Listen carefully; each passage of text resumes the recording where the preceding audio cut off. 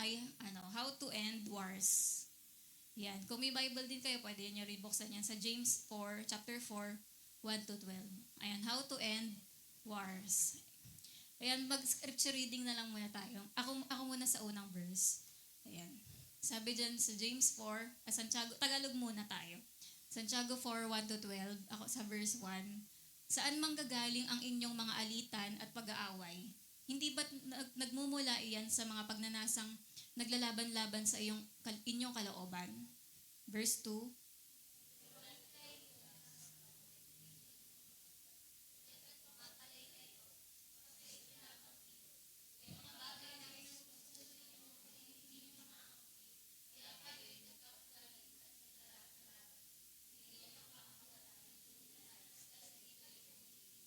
Yan. Verse 3. At humingi man kayo, wala rin kayong natatanggap dahil hindi tama ang inyong layunin. Humingi kayo upang mapagbigyan ang inyong kalayawan. Verse 4.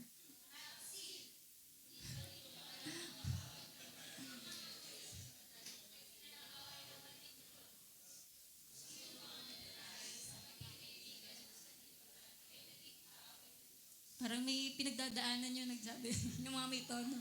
Ayan. Verse 5, huwag ninyong akalaing walang kabuluhan ang sinasabi sa kasulatan.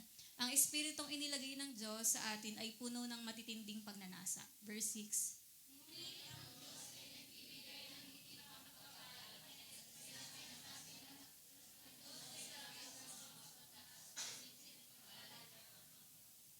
Verse 7, kaya nga, pasakop kayo sa Diyos. Labanan ninyo ang dyablo at lalayuan niya kayo.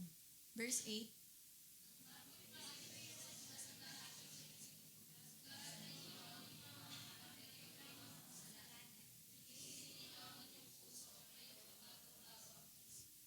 maghinagpis kayo, umiyak at tumangis. Palitan ninyo ng pagluwa ang inyong tawanan at ang kalungkutan ang inyong kagalakan. Verse 10, Verse 11, mga kapatid, huwag kayong magsiraan sa isa't isa. Ang naninira o humahatol sa kanyang kapatid ay naninira at humahatol sa kautusan. At kung hinahatulan mo ang kautusan, hindi ka na tagasunod ng kautusan kundi isang hukom nito. Verse 12 lahat tayo, ang Diyos lamang ang nagbigay ng kautusan at siya rin ang hukom. Tanging siya ang may kapangyarihang magligtas at magparusa. Ngunit ikaw, sino ka upang humatol sa iyong kapwa? Yan. So, yun yung pinaka-content nung How to End Wars na topic natin. Yan, siguro naman lahat tayo, di ba, nakapanood na kayo ng mga movie na may mga war. Kahit hindi pa tayo pinanganak ng panahon ng mga World War I, II, ganyan. Meron din tayong mga nabalitaan nung nag-aaral tayo sa school, sinasabi sa atin na may mga nangyaring gera, ganyan. Meron din naman sa atin na panood natin sa movies, paano ba yung panahon ng mga gera, ganyan. At sabi nga dito, war is a fact of life. Totoo talaga na part siya ng buhay. Pakinext. Ayan, na totoo talaga na kasama sa buhay, di ba? Meron talaga war sa mundo. Di ba? At hindi lang wars nga ng mga nations, bansa sa bansa, kundi may iba't ibang uri rin ng mga war at iba't ibang level ng war sa buhay natin. Yan, diniscuss ni James, di ba, sa ang tatlong importanteng theme ng war. May tatlong war daw na nangyayari sa mundo. Yan, 3 wars going in the world. At sinabi rin ni James kung paano matitigil ito. Ayan, so at basahin na natin. Ano yung unang war na yun na sinasabi niya? Una, number 1, at war with each other. Yan, yung pag-aaway-away sa bawat isa. Yan, at itong war na to among Christians, mga Kristiyano rin yung nag-aaway-away. Sample nga nang nangyari din talaga yan sa sample sa Bible. Si Lot tsaka si Abraham, di ba? Na, next. Yan. Lot caused a quarrel with his uncle Abraham. Di ba naalala nyo, nagkakaaway-away sila yung mga shepherd, di ba? Saka sa lupain, ganyan. Kaya naghibalay sila ni Lot. Si Lot nagpunta ng Sodom, si Abraham, di ba, iba rin yung lugar niya kasi nagkakaaway din sila. Tapos sunod din, meron din nabanggit kay Absalom tsaka kay David, di ba? Na si Absalom created a war for his father David. Siya mismo, tatay niya, kinalaban niya, di ba? Tapos yung mga disciples din, nag-away-away din yung mga disciples, di ba? Kasi even the disciples created problems for the Lord when they argued over who was the greatest in the kingdom. Pinag-usapan nila, sino kaya pinakamagaling sa ating lahat, sa ating 12? Di ba ganun? Kaya nag-aaway sila. Parang 'di ba nung nainis nga rin sila kay James and John, 'di ba, nung time na nagpapa-request ng posisyon ganun. Tapos yung sa early church, alam niyo ba, sabi din dito, paki-next. When you examine some of the early churches, you discover that they had their share of disagreements. Kahit pala yung mga early church, meron din pala sila talaga mga naging mga problema, mga pag-aaway. Kagaya sa Corinthians, ito, yung the members of the Corinthian church were competing with each other in the public meetings and even suing each other in court. Yung iba nga, dinedemanda pa sa korte, nagpapabarangay, di ba? Yung mga, parang ganun yung mga church sa Corinthians, di ba? Kaya nga sinasabihan sila ni Paul doon sa letter. Tapos sunod pa yung mga, Galatians. Yan. The Galatian believers were biting and devouring each other by one another. Yan, di ba? Nagkakagatan pa daw. Parang ibig sabihin, parang nagsisiraan, gano'n. Tapos sunod, yung mga Ephesians. Yung mga Ephesians din, di ba sabi, Paul had to admonish the Ephesians to cultivate spiritual unity. Yan, di rin sila okay, di ba nag-aaway din. And even his beloved church at Philippi, sa Philippians din, yan din, may problema rin, may dalawang babae daw doon na hindi magkasundo. Yan, kaya nakita rin natin na kahit sa mga Christian, yun yung number 1, at war with each other. Tapos meron ding nabanggit dito na 3 different kinds of disagreement. 3 different kinds of disagreement among the saints sa mga Kristiyano.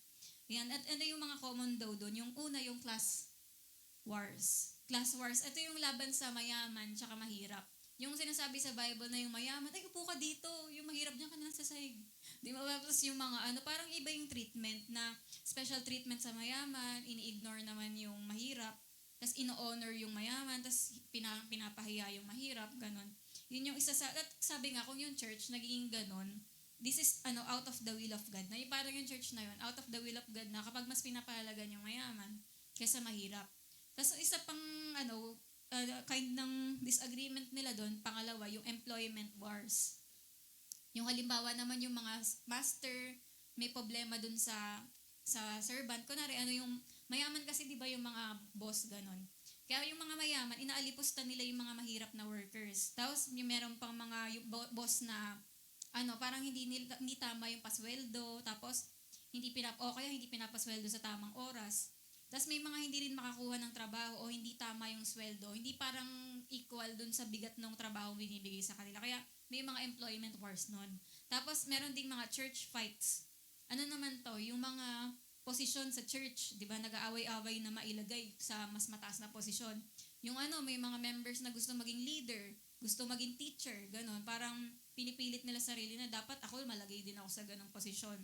Yung parang iniisip nila parang dapat ako naman yung nasa harap, yung gusto nila laging bida sila, yung gano'n. Yung laging ako dapat yung mapipicturan, gano'n. Yung parang laging sila yung nasa harap, ganyan. Kapag sila yung na-assign magturo, ang ginagawa nila yung chance para makapagparinig o kaya mang-away, gano'n. Na parang imbis daw na ma-encourage yung church, parang nagiging pagkakataon pa ng tao na yun na matira niya yung kiniinisan niya, kaaway niya, gano'n. Na parang sinasabi rin na mas lagi siya yung tama, ganyan. Tapos dahil sa mga selfish ambition nga ng mga naipoposisyon na yon, hindi nagiging maayos yung mga meetings o yung mga gawain kasi napupuno na siya ng selfish ambition imbis na spiritual submission. Kaya yun yung mga church fights. Tapos sunod naman yung personal wars. Ito naman yung mga yung nagsasalita na ng masama sa isa't isa. Yan yung parang nagsisiraan na sa isa't isa. Kaya nga sa atin nga rin, di ba? Parang ito rin yung isa rin sa una natin dapat i-repent nga sa Panginoon, yung mga pagsasalitaan natin ng masama sa bawat isa, di ba? Wala naman talaga sa ating malinis. Kaya nga, kailangan talaga natin mag-repent lahat, di ba? Na yan, nakakapagsalita tayo ng masama sa bawat isa, magkakasama pa naman tayo sa church, di ba? Tapos, ito rin yung personal wars din. Ito yung ginajudge mo rin ginajudge din nila ang isa't isa. Yan, sa bawat isa. Yung parang ginajudge mo na tinuldukan mo na. Ganito na yan, di na magbabago yan. Yan, parang ayun nga yung isang kasalanan din na yung wrong use of the tongue na hindi tama, di ba, na nagsisiraan tayo sa bawat isa. Kasi nga, magkakapatid tayo kay Lord. And kaya sinasabi dito, yung Christians are to speak the truth in love. Na pinapaalala pa rin sa atin na, totoo nga na ganun siya, pero kailangan may pagmamahal pa rin. Yung pagsabi natin, pero alam mo, magbabago ka pa. Kahit ganyan ka, di ba? Yung parang ayun nga, na na all things are possible, di ba? Mga ganun. And sabi nga, they are not to speak evil in a spirit of rivalry and criticism. Di ba? Kaya lahat tayo, syempre, talagang natatamaan tayo dyan. At kailangan natin i-repent to sa Panginoon, di ba? Para to start the year right din.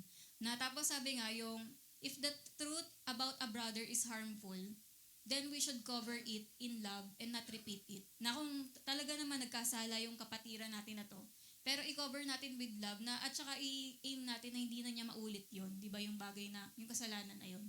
At kung nagkasala siya, talagang i-win back natin siya, na ibalik natin siya sa Panginoon na dapat makabalik ka sa prayer mo, sa devotion mo, para makabalik ka sa paglilingkod, maging okay ka kay Lord. Ayun nga, ito pa rin yung mga personal wars din na talagang kailangan natin hingi ng tawa din kay Lord. At sabi nga dyan, hindi naman sinasabi daw ni James na hindi tayo dapat mag-evaluate ng tao kung ano to. Parang ang sinasabi dyan, dapat natin magkaroon tayo ng discernment sa bawat tao. Yung pero hindi tayo yung parang naghahatol na parang na tayong Diyos. Yung parang i-judge natin, hindi, impyerno ka na. Wala ka ng pag-asa. Ganun. Yung parang, kumbaga yung mga judge, di ba? Alam natin, Diyos lang yung judge. Kaya sabi nga dyan, diba, na si Lord lang yung talaga, pwede magbigay ng judgment. Halimbawa, ayun, patuloy siya sa ginagawa niyang kasalanan. Pero di ba, si Lord naman talaga yung mag-judge sa tao na yun. Kaya naman, iwan natin sa Panginoon yung talagang pag-judge. Pero tayo, di ba, kailangan na natin ng discernment. Ano yung mga gagawin? Ibig sabihin ng discernment, paano natin i-apply yung sabi ng Bible patungkol sa sitwasyon na yun. Yan, pero yun nga, tandaan natin, di nga pala tayo judge. Si Lord pa rin yung magpaparusa sa mga tao na yun. Kung hindi talaga sila magbabago o magre-repent. Diba? Kaya sabi nga, kailangan daw natin tignan muna yung sarili natin. Siyempre, bago tayo humatol ng iba o parang tignan yung pamumuhay ng iba, parang dito pa lang, pag iisip mo, oo nga, ako nga rin, may mga ginagawa rin ako na kailangan ko pang baguhin, mga ganyan, diba? Kaya parang pag inisip mo yung sarili mo na, Lord, oo nga, dami mo rin kailangang ituwid sa buhay ko. Parang hindi ka agad magpo-point out sa mga tao na ganito ka, ganyan ka, diba? Kaya tayo unang-una, ipaayos natin yung sarili natin kay Lord nang sa ganon, pag okay na tayo, matutulungan naman natin yung iba na mga kapatiran natin na mga kailangan strengthen sa faith, mga kailangan turuan sa mga na malaman yung mga kailangan nilang gawin para maging kalugod-lugod yung buhay nila sa Panginoon. Yan, kaya kapag okay na rin yung buhay natin, di ba matutulungan naman natin yung iba. Yun yung sinasabi dyan na sa Matthew 7:1-5. Yan, tapos, hindi naman talaga natin alam yung pinakatotoong, kunwari, sa mga pag-judge natin, di ba? Hindi naman talaga natin alam yung totoong, lahat daw ng totoong mga impormasyon, di ba, tungkol sa bagay na yon. Hindi rin natin alam daw yung eksaktong puso, tsaka, parang talagang eksaktong nangyari, di ba? Kaya naman, salamat, di ba, dahil merong Diyos, di ba, na nakakaalam talaga ng laman ng puso, tsaka isip ng tao. Na kahit sabi nga daw dyan, basta may sabi sa English dyan, kahit may partial daw tayo na evidence, parang, may pruweba ka na may konti ka ng mga pruweba, pero hindi pa rin daw tama na magsalita tayo ng masama o i-judge natin yung mga kapatid natin. Kasi nagkakasala rin tayo doon sa tao na yon, pati na rin sa Diyos. Diba? Kaya, ayun nga, na salamat dahil God is judge. Diba? And sabi nga, God is the only judge. Na, next na, ayan. Ayun pala yung sinabi ko. Ayan, kaya God is the only judge. Diba? Na siya ang bahala pa rin sa lahat ng bawat isa sa atin. Siya naman talaga yung huhusga. Ayan, tapos sabi nga, nakakalungkot dahil it's unfortunate that the saints are at war with each other. Na nakakalungkot daw ngayon na kahit mga Kristiyano sa Kristiyano ay nag-aaway sa isa't isa. Kapwa ka churchmate, leader sa leader, nag-aaway, church against church, yan, fellowship, against fellowship, gano'n. Kaya nakakalungkot na ganyan yung mga nangyayari din ngayon sa mundo natin. Imbis na sabihin daw ng mundo sa atin yung, di ba sabi sa Bible, yung how good and how pleasant it is when brothers dwell together in unity. Ang sinasabi daw ng mundo sa atin, behold, how they hate one another. Tingnan mo yung mga Kristiyano na yan, di ba? Parang sila galit-galit sa isa't isa. Pero, yun nga yung magandang verse talaga, di ba? Yung, behold how good and how pleasant it is when brothers dwell together in unity. Yan, pero yun nga, dahil nga maraming kahit mga, di ba, nakita niyo naman sa Bible mismo, kahit mga Kristiyano sila nag-aaway-away din. Pero kaya no wonder nga daw, ang prayer ni Jesus, ano ang prayer ni Jesus sa atin? Sa ating church. Yung sa John 17:21 na tayo daw ay maging one. Sabi ni Jesus, yung pinagpe-pray niya tayo na that all of them may be one, Father, just as you are in me and I am in you. Nasabi, pinagpe-pray tayo ni Jesus na maging united daw tayo, lahat tayong bawat isa. Na hindi tayo mag-away-away, maging united tayo. Pero ang tanong daw, but why are we at war with one another? Bakit daw tayo nag-aaway-away? Same naman daw tayo ng family, di ba? Na, pamilya tayo sa Panginoon. Same din tayo ng Savior. Same din tayo ng Holy Spirit. Pero bakit na we fight one another? Di ba? Why? Ito tinuloy ni James yung second, bakit tayo nag-aaway. Pangalawa ay dahil, aning una kanina, at war with each other. Pangalawa, at war with ourselves, sa sarili mo. Yan, ang sabi nga dito, the war in the heart, ay hindi ko ba nilagay dyan? The war in the heart is helping to cause the wars in the church. Yan, pakibalik nga muna. Yung, may verse ba dyan? And sabi din dyan sa James 4:1, what causes fights and quarrels among you? Ano yung nagsisimula ng mga away na yan? Don't they come from your desires that the battle within you? Meron kasing problema mismo yung tao. Yan, kaya ang sabi dito sa quote na to, the war in the heart is helping to cause the wars in the church. Yung mga tao talagang nagkakos na mga parang nangunguna sa mga, yung parang lagi silang nai-involve sa mga away sa loob ng church. Kasi yung tao na yun, meron din siyang problema sa heart niya. Parang may unang battle na nangyayari sa heart niya kasi. Kaya nakakadagdag siya ng parang yun, dun yan minsan tayo sa naapektuhan sa loob ng church. Kasi siya mismo, merong war sa loob ng puso niya. Ano yung mga war na sinasabi na yun? Yung sa James 3:14-16, yung nababanggit dun yung mga bitterness, yan, yung sabi dito, but if you harbor bitter envy and selfish ambition in your hearts, do not boast about it or deny the truth. For where you have envy and selfish ambition, there you find disorder and evil practice. Ibig sabihin yung problema, yung war in the heart ng tao na yon, merong bitterness, pwedeng may hindi siya napapatawad o mga kainisan, may envy o kaya yung kinaiinggitan mo nga tong tao na to, ganyan, may mga gusto kang makuha na meron sa buhay niya.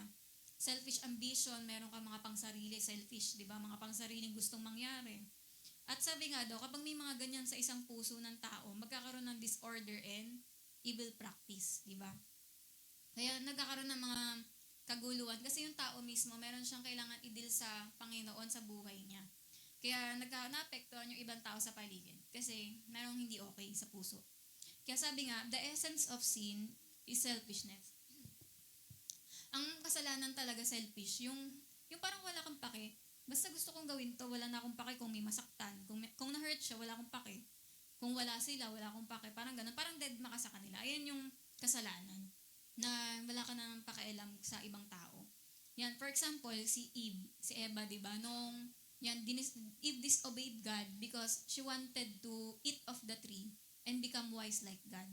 Hindi niya na inisip, di ba, kung ano mangyayari, kung paano si Adan. Basta sarili lang inisip niya, ay, magiging wise ako, magiging matalino ako, magaling ako, ganyan.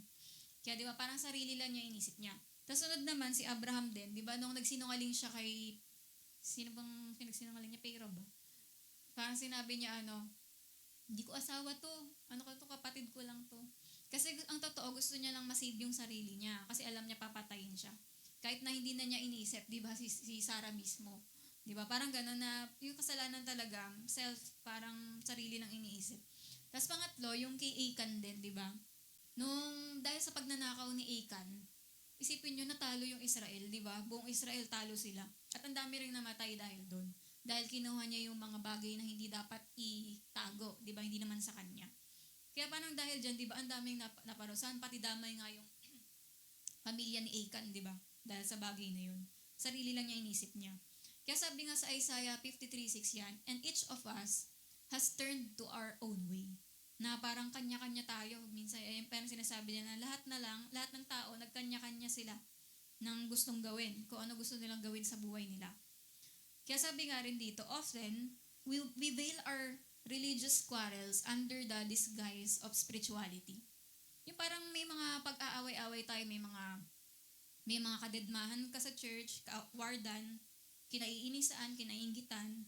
Yung parang, pero dinidisguise, parang tinatago natin yung mga away na yun sa pamamagitan ng pagpapakita nating spiritual tayo. For example, prayerful naman ako, at least ako, lagi ako nasa prayer marathon. Yung parang siya, ganyan-ganyan. Parang, kumbaga, parang pinapakita mo na hindi nahahalata na meron kang mga kaaway o kung may mga hindi ka kaayos, kasi busy ka sa ministry, pinapakita mo, prayerful ka, kung magsalita ka kapag nakakagsasalita ka, parang napakalalim mo kay Lord, ganun. Kaya minsan, nadidisguise yung may mga religious quarrels tayo na dapat talaga maayos. Kaso, yun nga, natatago na mga ganun. Tapos example din, si Miriam tsaka si Aaron, di ba silang magkakapatid? Si Miriam tsaka Aaron, inaano nila, parang nirereklamo nila yung asawa ni Moses. Pero ang totoo, sa puso nila, inggit talaga sila kay Moses, di ba? Inggit sila kay Moses kasi leader siya. Kaya parang sinasabi nila Miriam, dapat kami rin leader din kami, hindi lang siya eh. Ganyan, parang gano'n. Kaya di ba, ano nangyari? Yung sa selfishness nila, ang nangyari din ba yung parang napending yung sila Miriam? Dahil napending yung buong Israel for 1 week dahil nagkaketong nga siya. Yan, inantay siyang gumaling muna.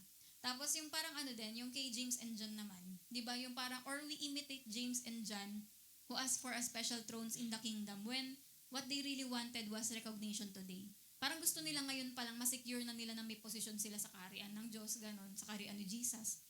Pero yung totoo, hindi naman talaga yung parang basta ilagay nyo kami sa kanan at kaliwa. Parang, kaya di ba after ni James and John na ganyan, na awkward na sa kanila yung 10 disciples pa. Parang sa isip nilang, ang swapang ng mga to. Ganyan-ganyan, parang gusto pa nilang magsigurado. Parang dahil nga may mga selfish na ganito, parang nagkakaano, di ba? Na naapektuhan niya silang mga disciples. Tapos, yun nga, kaya the result of selfish desire was chastening and division. Kaya tuwing may mga, kunwari sa church, merong mga selfish, parang iniisip lang yung sarili, ganyan. O parang may mga nagkakos ng mga kaguluhan. Ang nangyayari, nagkakaroon ng division. Di ba pwedeng ang mga youth nagkakadivide dahil sa mga ganito, yung mga YA pwedeng nagkakadivide dahil sa ganitong o yung mga ministry, kunwari tambourine, ganyan. Parang in both of these instances, the result of selfish desire was chastening and division among God's people. Yung parang pag sinabing chastening, di ba parang pinapalo tayo ni Lord, ganun. Kasi merong hindi okay. Tapos yung nagkakaroon ng division, hindi tuloy nagiging united yung isang grupo dahil nga sa mga ganun. Kaya sabi nga, si Miriam, di ba, yung kasalanan niya, imbis na na makatuloy-tuloy yung Israel sa paglalakad nila, 1 week na hindi, di ba, hindi nag-stop sila. Ganun. Kaya parang tayo as a church, di ba, isipin niyo, pag may isa lang sa atin na parang selfish o kaya nagkukos ng mga paggaganto, pag-aaway, ganyan, hindi pwedeng hindi tayo ma-stop lahat. Parang lahat apektado. Kasi nga, di ba, body of Christ tayo. Kaya talagang napakahalaga na bawat isa sa atin, magkaroon tayo ng okay na puso sa bawat isa din. At sa Panginoon unang-una. Kaya sabi nga, di ba, yung selfish desires are dangerous things. Bakit kaya dangerous yung maging selfish tayo? Kasi naglilid to sa mga wrong actions. Yan, wrong actions, sabi dyan sa James 4:2. Ye kill, ye fight, and war. Diba? Dahil nga sa selfish desires na yon, yan, nag-away-away, ganyan. Tapos, and they even lead to wrong praying. Pati yung pagpipray natin, naapektuhan pala kapag may ganyan. Kasi sabi yung sa James 4:3, yung when you ask, you do not receive. Because you ask with wrong motives, that you may spend what you get on your pleasures.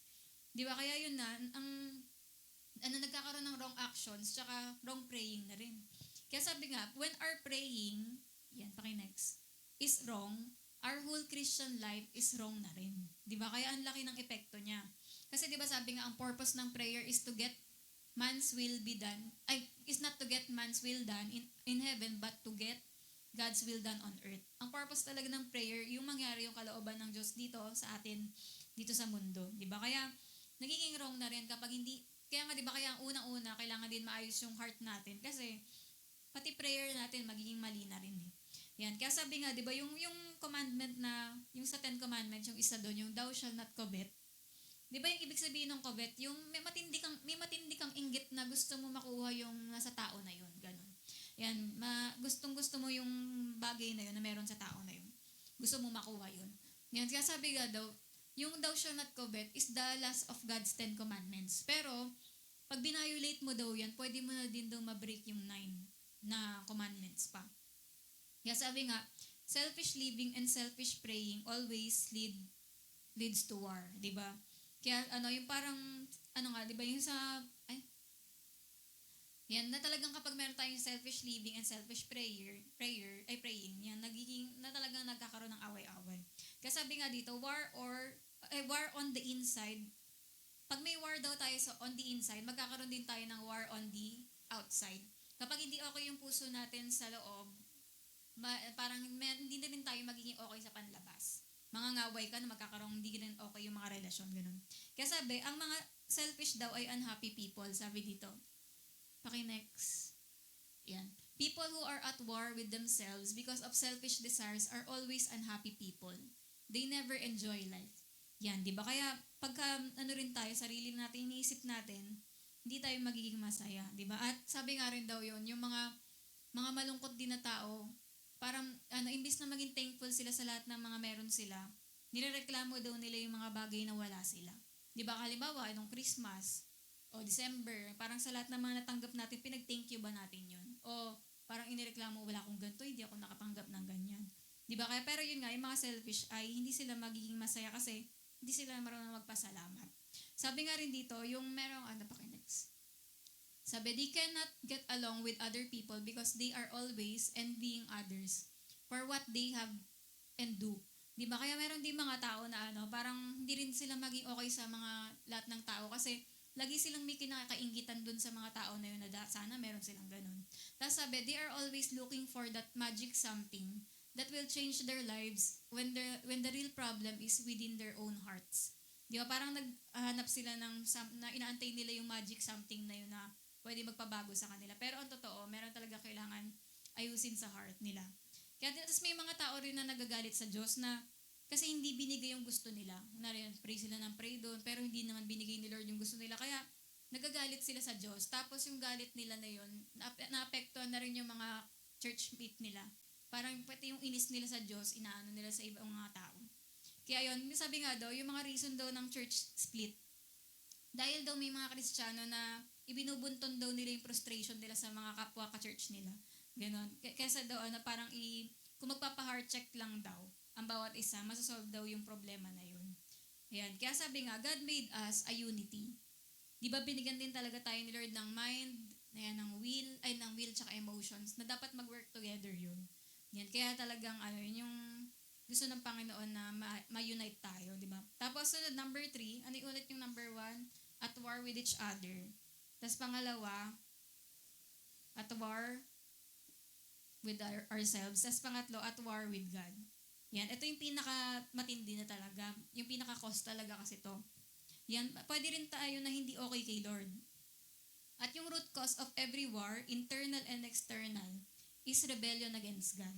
Yan, ang pinaka-root talaga ng every war, ang pinaka-dahilan talaga ba't di ka okay, ba't di ka rin okay sa iba, kasi hindi ka okay kay Lord. Yan, maaaring merong rebellion ka against God na may mga bagay na hindi ka nasusunod kay Lord. Yan, o nasusunod sa pinapagawa ng Panginoon. Yan, tapos sabi nga, di ba nung kinreate ni Lord ang lahat, perfect naman talaga wala namang problema. Pero nung pumasok na yung kasalanan, dun lang nagkaroon ng conflict. Kaya yung sabi nga, di ba, sin is lawlessness. Ang ibig sabihin ng lawless, yung wala kang batas na sinusunod. Kunwari yung Bible, nandiyan yung Bible, alam mo yung Bible, pero hindi mo sinusunod. Ang tawag doon lawless, di ba, yung parang hindi nila sinusunod yung batas ng Panginoon. Kaya yung parang wala silang sinusunod, sarili lang nila, ganun. And lawlessness is rebellion against God. Yan, kaya sabi nga, tuwing kailan tayo nagde-declare ng war sa Diyos? Paano mo malalaman kung war kayo ni Lord? War kayo ng Diyos? Kapag daw friendly tayo sa enemies ng Diyos. Yan, malalaman mong war kayo ni Lord kapag friend mo yung mga enemies ng Diyos. Nagbigay si James ng 3 enemies. 3 enemies that we must not fraternize with if we want to be at peace with God. Yan, ano yung 3 kaaway na yon? Na kapag kinaibigan mo yon, hindi kayo magiging okay ni Lord. War kayo. Yan. Una, ang number 1 na kaaway ng Diyos ay yung the world sa verse 4 yan. Ang world na sinasabi dito, yung world na yon, na word. Ibig sabihin, human society apart from God. Yung mga tao na, alam mo yun, yung parang yung part ng society na to na mga ayaw sa Diyos, ayaw sa Bible, ayaw sa pananaw ng Diyos, mga turo ng Panginoon, gano'n. Ayun yung mga tao na namumuhay ng kabaliktaran sa gusto ng Panginoon. Kasi nga, di ba, the whole system of things in this society of ours is anti-Christ and anti-God, di ba? Na parang for example, yung Showtime. Di ba, lahat ng mga ginagawa sa Showtime, nakita nyo naman na against sa pananaw ng Panginoon yung mga ginagawang entertainment doon, mga salitaan, pananamit, basta yung mga bagay na mga ganon, tas pag may mga tinignan ka rin mga palabas, di ba? Lalo na sa Hollywood o kaya yung sa showbiz, makikita nyo lahat ng mga ginagawa, di ba? Sobrang anti sila sa Diyos. Yun yung tinatawag na the world, di ba? Tapos, example niyan, di ba, si Abraham. Tinawag si Abraham na friend of God. Di ba? Sa James 2:22. Ayan na, sinabi ng Bible na si Abraham ay friend of God. Samantalang si Lot naman ay friend of the world. 'Di ba? Si Lot, sample siya ng kaibigan ng mundo kasi worldly siya, 'di ba? Nung nakita niyo naman nung nandoon siya sa Sodom, na talagang okay lang sa kanya yung mga ginagawa doon, 'di ba? Kaya 'di ba sa ending si Lot nakuha siya sa gera, 'di ba? At niligtas siya ni Abraham, 'di ba? Tapos 'yon, ayun nga, ang isa mga Christian, 'di ba? Paano itong nagiging worldly? Halimbawa, yung may tinatawag tayong worldly Christian. Ganito yung parang simula nun eh. A Christian gets in with the world gradually, dahan-dahan. Okay, ito yon ganyan. Parang yung Kristiyano, di ba, kahit Christian siya, pwede siya maging worldly kapag yun nga dumidikit siya sa mundo. Yung parang, ay okay na, sama ka sa amin, sige na nga, ganon. Di parang gradually, pakunti-kunti, paunti-unti, di ba, na sumasama tayo sa mundo. Tapos, ayun, edi na-involve ka na. Una, na-involve ka sa mundo. Tapos, first, there is the friendship of the world. Nakikipagkaibigan ka na, nagiging kaibigan mo na yung mga makamundong tao, di ba? Yung talagang mga taong ayaw sa Diyos. Ang ibig sabihin ng friendship sa mundo na yun, yung spotted ka na, kasama ka na nila. Ay, kasama mo na silang nakikisama, kasama ka na dun sa mga ganun yung damit, yung mga paseksihan na damit, kasama ka na dun sa mga addict sa ganitong mga games or kaya yung mga bisyo, mga sugal, ganyan. Parang nasasama ka na sa mga nanonood ka na rin ng mga ganito, ganyan. Nang bababae ka na rin, ng lalaki. Yan, yung parang sabihin, spotted ka na nakasama ng mga tao na yun. Tapos yung sunod, so that the areas of our lives meet with the approval of the world. Yung parang, yung approve ka, halimbawa dito ba sa church, so, for example, naka-backless ka tsaka miniskirt, approve ka ba dito? O approve ka ba ng Diyos? Di ba? Hindi. Pero kapag, halimbawa sa labas, dyan sa labas mismo, magdamit ka ng backless tsaka miniskirt, ang sasabihin nila sa'yo, okay, ang sexy mo. Di ba? Tapos parang hangaan ka ng lahat. Tapos kapag sa labas, di ba, parang pag nang babae ka o kaya ng lalaki, okay lang sa kanila, ang cool mo, parang crush ng bayan ka, parang ganun. Pero pagka inano mo sa Bible, hindi naman katanggap-tanggap, di ba, sa Panginoon. Parang maraming mga bagay na tanggap dito sa world natin. Kasi pagka makamundo ka, tatanggapin ka talaga ng mundo. Pero pag pinili mo yung parang maging nakakalugod sa Panginoon, hindi ka tatanggapin sa mundo. Kaya sabi nga, so ayun yung sunod na, yung spotted ka, naging friend mo na. Tapos sunod, friendship leads to loving the world. At kapag kaibigan mo na sila, mamahalin mo na yung mundo. Di ba? Yan nga, dyan na yung mga verse na yan. And this makes it easy to conform to the world. Dahil mahal mo na yung mundo, na-enjoy ka na eh. Di ba? Nagiging kagaya ka na. Hindi mo na mamalayan, puro ang eksi mo na nga rin manamit. O kaya parang natural na lang sa'yo gawin yung mga bagay na to na ginagawa ng mundo. Yan, nakikisayaw ka na rin sa sayaw ng mundo, nakikikanta ka na rin sa kanta ng mundo. Diba? At naging ganun ka na rin nang hindi mo namalayan. Kaya ganun nga. And sabi nga, at ang next doon, kapag na-conform ka na, kagayang-kagaya ka na ng mundo, ay yung condemned with the world. Yan, yung maaring ikaw na rin, makasama ka na rin sa mga pagpaparusa na gagawin sa mga makamundo, yun nga, yung hell, diba? Yung impyerno na kahit yung ikaw mismo mapahamak ka dahil dahil sa pag-una, paunti-unti lang, gano'n, ganun nasama ka na sa kanila. Kaya sabi nga dito, friendship with the world is compared to adultery. Di ba alam naman natin kapag mag-asawa, di ba, parang alam nila na sila ay para sa isa't isa lang, gano'n. Parang gano'n din tayo, married to Christ tayo, di ba? Tayong church, di ba, tayong bawat isa, married tayo kay Christ. At dapat faithful tayo sa Kanya. Pero kapag nagiging worldly tayo, nakikistuwa tayo sa mga ginagawa ng mundo, ang tawag doon, spiritual adultery. Yung parang, yun nga, di ba, na imbis na sa Panginoon mo inilalaan yung ganong pagmamahal, napunta na sa mga bagay na makamundo. Yung spiritual adultery na term, ginamit to ni Jeremiah, Ezekiel, tsaka Hosea. Yan, ginamit nila yung term na yan nung nirebuke nila yung Juda sa pagiging worldly nila o sa mga kasalanan. Kasi ginaya ng Juda yung yung mga makasalanang ginagawa ng mga ibang bansa. Ginaya nila yon. Tapos, sumamba rin sila sa mga Diyos-Diyosan. Di ba? Kaya, ayun yung adultery against God. Tapos sabi nga, the world is the enemy of God. And whoever, tingnan nyo to the world is the enemy of God. And whoever wills to be a friend of the world cannot be the friend of God. Kaya kung gusto natin, di ba, ikaw ba gusto mo maging friend ng Panginoon? Hindi ka pwedeng parang pipiliin mo maging friend ng world. Kasi kapag kaibigan ka ng mundo, anong sabi doon? Kaaway tayo ng Diyos.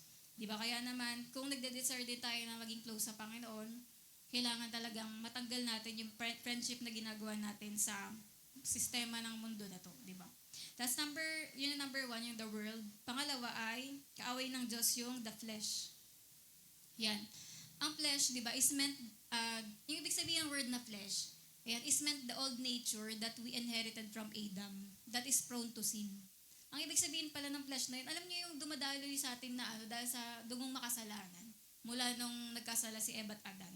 Yan yung flesh, pero hindi siya yung katawan.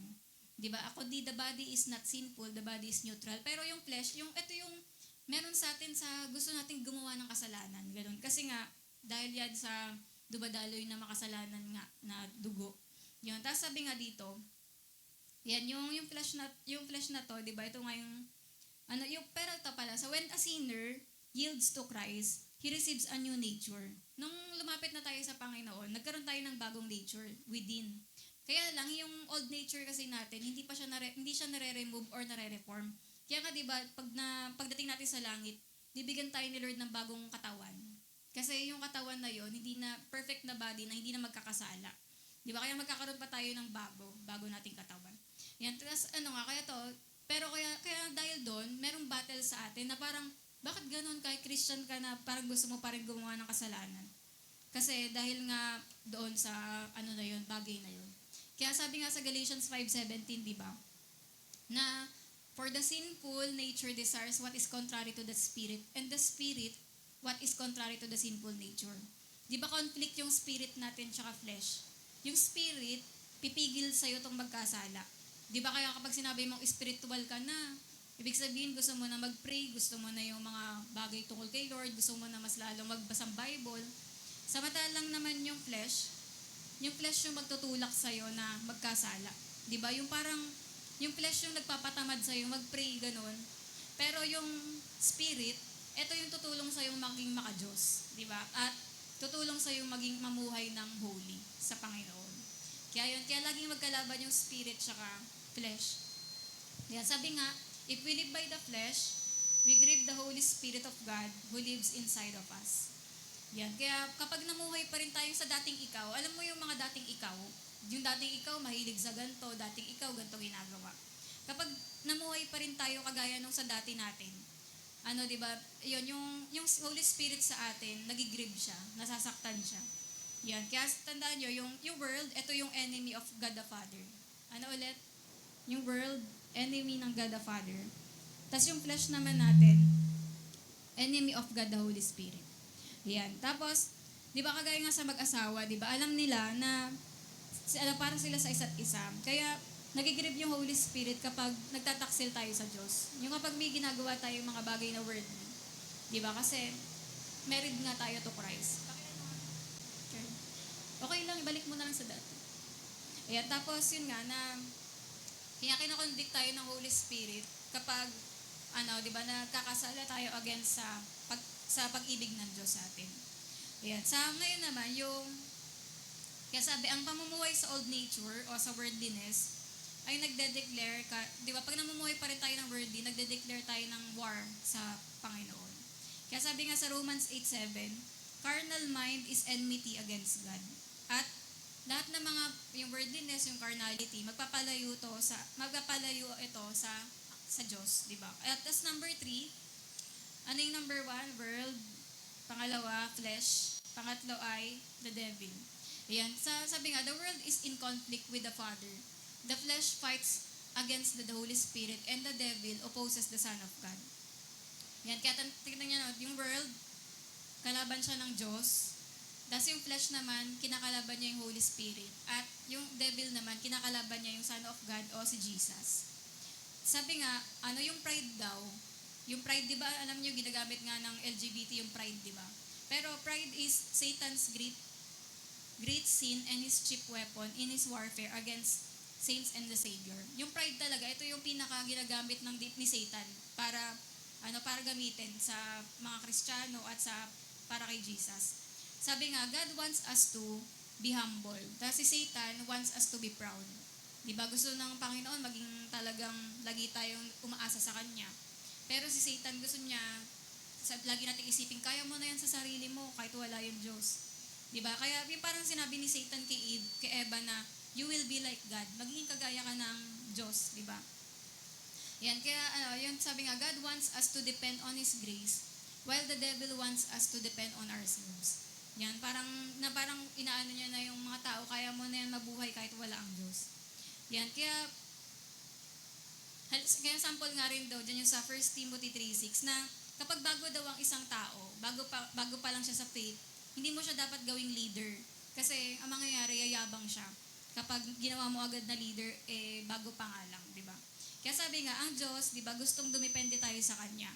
Si Satan naman, gustong dumepende tayo sa sarili natin. Tapos si Satan din, sa kanya nagmula yung mga DIY, yung do it yourself. Yung parang, kaya mo na yun sa sarili mo. Tsaka tuwang-tuwa siya kapag ang yabang natin, gano'n, parang, tuwang-tuwa siya kapag ayaw natin mag-pray, di ba? Kasi, ikaw na yung bahalang gumawa. Pero kapag nagpe-pray tayo, ibig sabihin nakaasa tayo sa Panginoon. Yan, parang halimbawa si Peter, di ba? Nung time na tinaga niya yung tenga ng yung isang tao, di ba, parang ibig sabihin, parang ginawa niya yung DIY, parang ginawa niya sa sarili niya yung paglaban, di ba? Pero hindi naman nakabuti. Kaya sabi nga, one of the problems in our churches today is that we have too many celebrities and not enough servants. Yan, marami daw sa church ngayon, di ba, parang mga artista na hindi na mga servant. Yung parang gusto lang nila, lagi nasa harap sila yung parang pinupuri ng mga tao, ganon. Pero konti na daw yung mga servant, konti na lang yung mga tagalinis ng CR, tagahugas pinggan, o kaya tagalinis ng ganto, ganyan. Kaya mas marami na daw yung mga nagiging celebrity, yung mga laging lang nasa spotlight. At sabi nga, sobra daw napopromote ngayon yung mga Christian workers, o sila yung mas napapapurihan na yung parang nakukuha na nila yung glory imbes na maibigay sa Panginoon. Kaya sabi nga, pero sabi diba, man has nothing to be proud of in himself. Lahat sa atin sa buhay natin, wala naman talagang maganda sa atin bilang tao. Pero nung tumanggap tayo kay Jesus, nung kinakilala natin si Jesus, di ba, nilagay niya sa atin yung mga good thing na yun. Kaya naging maganda na rin yung buhay natin. O may mga nakikitang maganda sa atin.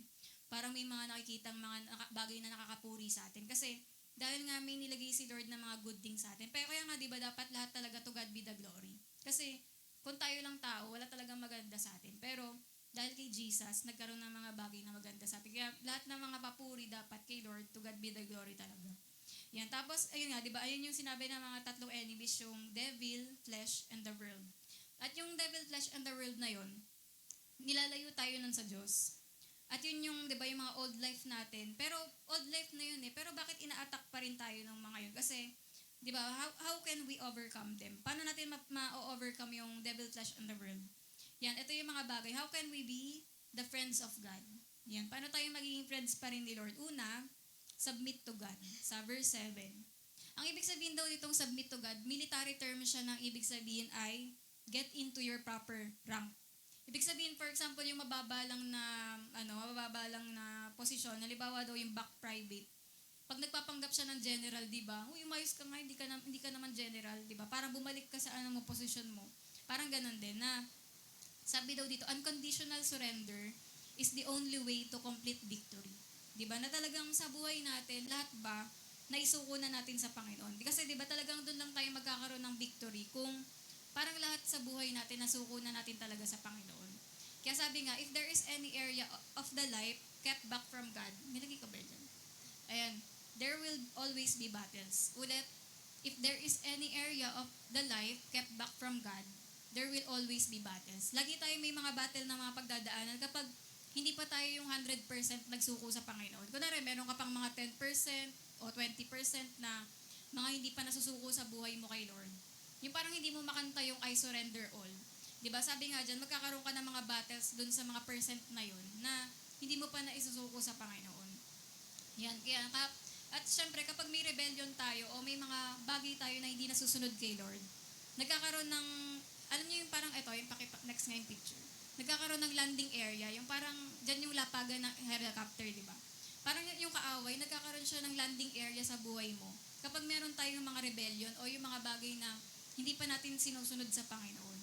Yan, kaya the way to resist the devil is to submit to God. Kaya di ba kaya yung mga bagay na yun na parang hindi mo pa na isusuko talaga ng buo sa Panginoon, meaning, yan, pwede pang magkaroon ng hold yung kaaway sa buhay mo kapag yun nga, sana nga talaga nung, di ba, yung pagod service natin, nasuko na natin talaga lahat. At kung ngayon, kung may natitira pa, yan, pinapapaalalahanan uli kayo ng Panginoon na talagang magkaroon tayo ng complete surrender, yung sabi nga, unconditional surrender. Alam niyo ba yung kay David tsaka kay Bathsheba? 1 year yon, 1 year na tinago ni David yung kasalanan niya kay Bathsheba. Di ba na isang taon na tinago niya pa sa Diyos, sa mga tao. Di ba? Pero di ba alam naman natin, high price yung binayaran ni David doon. Talagang matindi yung bawi sa kanya na ginawa niyang kasalanan.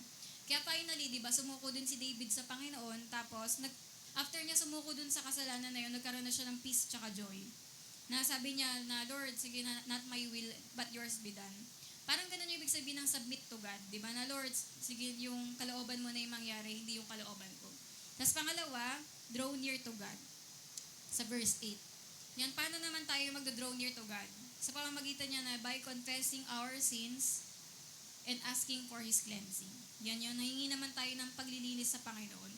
Sabi nga ni Tozer, yun pala yung verse, cleanse your hands, ye sinners, and purify your hearts, ye double-minded. Sabi ni Tozer, nearness is likeness. The more daw tayo na kagaya ng Diyos, ibig sabihin, malapit tayo sa Diyos. The nearer we are to God. Diba na kung talagang sa buhay natin nakikita yung pagiging maka-Diyos natin, diba? Ibig sabihin, pagpapakita yun na close talaga tayo kay Lord. At ang Diyos, diba, lumalapit siya sa atin kapag nagsisisi tayo sa mga kasalanan natin. Kaya, pag may mga time feeling mo ang layo ng Diyos, yung parang nahirapan ka ma-anoint, nahirapan ka lumapit sa Kanya.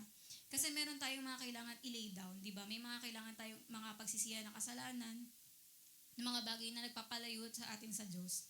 Yan yung mga kasalanan na yun. Kaya, pero bumabalik si Lord, lumalapit siya uli sa atin kapag nalilay down lahat ng kasalanan. Yan. Kasi nga ayaw ng Diyos na may iba tayong mahal, siya dapat ang number 1. At gusto niya siya yung pinaka-in control, di ba? At gusto niya siya lang talaga yung Lord natin. Yan. Kaya, ang sabi nga, ang double-minded na Christian ay never magiging close kay Lord. Di ba? Kaya, yan yung mga pag-double pa tayo, double-minded, double pa yung life natin. Di ba? Hindi tayo magiging close kay Lord. Yan. So, kaya kailangan na, number 2, draw near to God. Lumapit na tayo sa Panginoon. At pangatlo, paano tayo makakalaban, magiging friends pa rin sa Panginoon. Number 3, humble yourselves before God. Sa verses 9 to 10. Yan, humble yourselves before God. Pwede kasi daw na mag-submit ka kay Lord outwardly, parang sa panlabas. Parang nakita mo na nag-submit. Pero sa inward pala, hindi pala humble. Kaya yun nga, kaya sinasabi dito, yun nga, na kailangan talaga maging humble, pati yung heart natin inwardly. Kasi sabi nga, God hates the sin of pride. Ayaw ni Lord ng may mayabang sa kayabangan tayong dala-dala. Diba? And He will chasten the proud believer until he is humbled. Hanggat daw na nandun pa rin yung yabang ng isang tao, hindi daw titigilan ni Lord paluin yon hanggat sa matanggal yung kayabangan. Kaya nakakatakot, diba, yung ganun. Kaya, sabi nga, may tendency daw tayo na tawanan lang yung kasalanan. Yung parang yan, sabi dyan, we have a tendency to treat sin too lightly, even to laugh about it. Pero yun yung sinasabi kanina ni James na let your laughter be turned into mourning. But sin is serious, di ba? Seryoso ang kasalanan. Kasi pinatay nga si Jesus ng kasalanan. Kaya napako si Jesus sa cross dahil sa kasalanan. Kaya seryoso talaga yun na dapat isuko natin. And one mark of true humility is facing the seriousness of sin and dealing with our disobedience. Na talagang ang tunay na pagiging humble nga, di ba? Yung talagang haharapin mo, Lord, sinusuko ko sa iyo mga bagay na to. Diba? Ayan. At sabi nga sa Psalms 51:17, diba? A broken and a contrite heart, O God, Thou will not despise. Kaya sabi nga, mahirap ipag-pray yung Lord, humble me. Wag mo daw ipag-pray yung ganun, na Lord, i-humble mo ako. Kasi yari ka, parang pag inhumble ka talaga ni Lord na mayabang ka, ganun. Yung talagang babatukan ka, lagpak ka talaga, lagapak ka. Kasi mahirap na kapag yung parang ipagpe-pray mo pa, Lord, i-humble mo ako. Hindi ko na alam paano ako magiging humble eh. 'Di ba? Kasi delikado daw na prayer 'yon. Ang mas maganda, ngayon pa lang mag-decide na tayo na, Lord, mag-humble na po ako, na magre-repent na po ako sa mga kasalanan ko. Yan nga yung sa, pakit next nga. Nilagay ko ba dyan yung verse? Ay, wala pala. Sa Isaiah 66 verse 2 and Psalms 34:18. Kaya sabi nga, if we obey these three instructions, ano yun? Yung submit to God, draw near, pangalawa, draw near to God. Tapos pangatlo, humble yourselves before God. Pag ginawa daw natin yung tatlo instruction na to, then God will draw near, cleanse us, and forgive us. And the wars will cease. Matitigil na yung mga war, di ba? Yung hindi tayo okay sa sarili, sa kapwa, sa Diyos. Matitigil lahat ng wars na yon kapag ginawa natin yung mga bagay na to. Yan. At sabi nga, hindi na tayo magiging war with God, hindi na rin tayo magiging war with ourselves. It means na hindi na rin tayo magiging war with others kapag naging okay na tayo sa Panginoon. Kaya sabi nga sa Isaiah 32:17, and the work of righteousness shall be peace. Kapag matuwid tayo sa puso natin, yan, alam mo talagang okay ka sa Panginoon, lahat ng kasalanan, naihingi mo na ng tawad. And the effect, di ba, magkakaroon ng peace, shall be peace. And the effect of righteousness, quietness and assurance forever. At yun yung gusto ibigay ng Panginoon sa atin. Gusto niya maging at peace tayo, di ba? At magkaroon tayo ng assurance forever. And sabi nga sa Isaiah 9:6, di ba? Yung si Lord, yung ilagay natin sa shoulders niya, yung government. Kaya sabi nga, put the government of your life on His shoulders and let Him become the Prince of Peace in your life. Kaya yun nga, kaya ito yung shinare ko ngayon kasi ang unang-una na dapat change na mangyari sa atin ngayong New Year ay change of heart. Ano ulit? Change of heart. Diba? Kaya parang yan yung ipag-pray natin ngayon na, Lord, parang bigyan niyo po ako ng change of heart na maging ako, para, yun nga, yung mag-submit tayo sa Panginoon na, Lord, ano man yung mga papagawa mo sa akin ngayong taon na to, gawin ko, di ba? Tsaka yung lumapit tayo kay Lord, lahat ng mga kasalanan talaga na nagpapa-delay sa atin. Parang hindi ko naman na kailangan pa sabihin yung mga kasalanan na mga nangyari. May mga sumbong nga na mga nangyari, di ba ganun? Pero parang sa bawat isa sa atin, di ba, kanya-kanyang pagsuko lang talaga sa Panginoon na kung ayaw mo na mapalayo ka sa Panginoon, talagang ihingi mo na yun ng tawad sa Panginoon para magkaroon din talaga ng, ng bago sa buhay mo na gagawin ng Panginoon. Hindi mahirapan yung Holy Spirit na makagalaw sa atin, yan. Kaya yung i-humble na natin pati lahat ng mga kayabangan o lahat ng mga nagawa rin nating kasalanan sa bawat isa, mga nasabi natin yung mga mali, di ba, o pagsisiraan, yan, i-repent din natin lahat yan at magtuloy na tayo na i-bless natin yung bawat isa. Na kailangan talaga magkaroon tayo ng right heart kasi it affects yung mga, sa pag nagmi-minister tayo lahat, di ba? And as a church, may plano yung Panginoon, pero mahadlangan yun kapag merong hindi ayos sa atin, di ba? Kaya, yun, napakahalaga na ngayong time na to, magkaroon talaga tayo ng change of heart. Di ba? Yun yung unang-una mabago sa atin ni Lord ngayong New Year. At maging okay yung relasyon talaga natin kay Lord. Nang sa ganoon, wala nang maging war, di ba, na mga mangyari sa mga iba't ibang mga relationship natin dito sa loob ng church. Kaya, yan, at kantayin na lang natin bukod sa mga light up, pakanta na lang din yung Holy Spirit, come in power, change my heart. Yun. Kaya, yun yung parang ipag-pray natin na yung song na yun, maging prayer din natin, na i-fill up tayo ng Holy Spirit at mangyayari yun kapag talagang na-surrender natin lahat kay Lord.